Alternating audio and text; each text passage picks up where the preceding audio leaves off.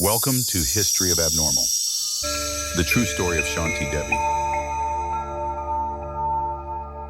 Imagine waking up in the body of a child, but with memories that don't belong to you. Faces you've never seen feel familiar. Places you've never been are vivid in your mind. Names you shouldn't know come easily to your tongue. What would you believe? What would your family think? And what if some of those memories could actually be verified? Tonight, we dive into one of the strangest and most disturbing mysteries in human history, the phenomenon of children who remember other lives. Real cases, real names, and stories so chilling that entire religions, cultures, and even conspiracy theorists point to them as proof that death is not the end. The most famous of these stories begins in Delhi, India, in the early 1930s. A girl named Shanti Devi, barely 4 years old, began insisting that she was not who her parents thought she was. She claimed her real home was in a town she had never visited. She spoke of a husband, a son, a house with distinctive details, windows, doors, even the color of the walls. Her parents at first dismissed her words as childish imagination. But when her descriptions became more precise, and when she gave names that matched a real family in another town, the story became impossible to ignore. Shanti Devi's case became so notorious that even Mahatma Gandhi ordered an investigation. A commission of researchers traveled with her to the town she had described.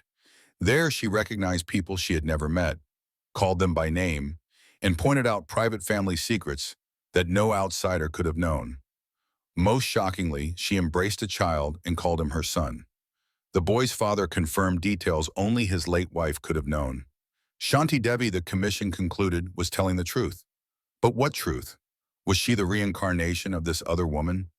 A vessel of some supernatural memory? Or something even stranger? The story spread like wildfire. To believers in Hinduism, it was evidence of the wheel of samsara, the cycle of death and rebirth. To skeptics, it was dismissed as suggestion, coincidence, or fraud. But that was only the beginning, because cases like Shanti Devi are not isolated. They appear in cultures across the globe. In the United States, decades later, a boy named James Leininger began to wake from nightmares screaming about plane crashes. He was barely 2 years old, but he named aircraft parts with perfect accuracy. He spoke of being trapped in a cockpit. He gave the name of an aircraft carrier from World War II. His parents, initially baffled, dug into history and discovered that a pilot named James Houston Jr. had been shot down in the Pacific, just as their son described. James Leininger recognized Houston's fellow pilots by name, decades after their deaths. And in one eerie twist, when shown pictures of wartime equipment, the boy could correct details historians had missed. These stories raise a question that chills the spine. Are children more connected to whatever comes before an afterlife? Do the young remember what the old forget? If you step back from individual cases, the picture widens. Cultures across the world have always told stories of people returning. In ancient Egypt, the Ka, the life force, was believed to return again. In Tibetan Buddhism, lamas are searched for as children who carry the memories of their past incarnations. In Christianity, while reincarnation is officially rejected, there are sects and secret traditions that whisper. It was once part of early doctrine, later suppressed by the church. And here is where the conspiracy theories ignite. Some researchers suggest that reincarnation memories are deliberately ignored by mainstream science because they threaten the foundations of organized religion and politics. If people truly believed death was not the end, would governments be able to control with fear? Would entire economies built on saving for the future collapse if people thought they would simply return? Others go further. They claim reincarnation is not spiritual at all, but technological. That our memories are fragments of genetic code passed down and occasionally resurfacing. Or worse, that humanity itself is part of an experiment, with souls recycled in a simulation.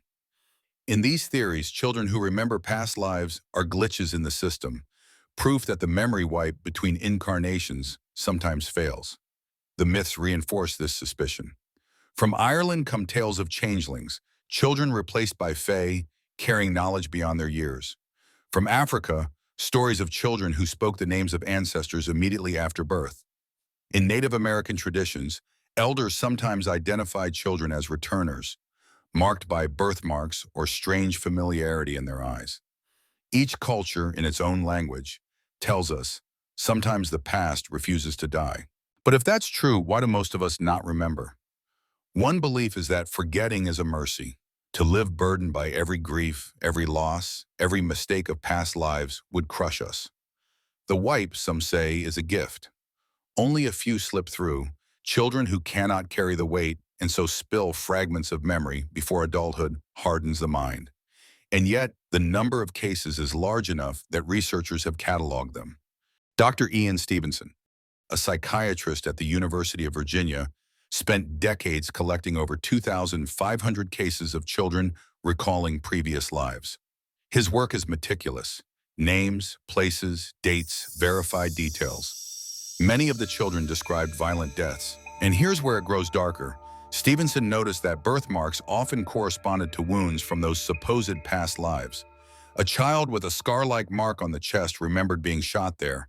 Another with a malformed ear described dying from a head wound. Coincidence or evidence of trauma carried beyond the grave? Conspiracy theorists seized on this. They claim elites and secret societies have always known about reincarnation and have manipulated it.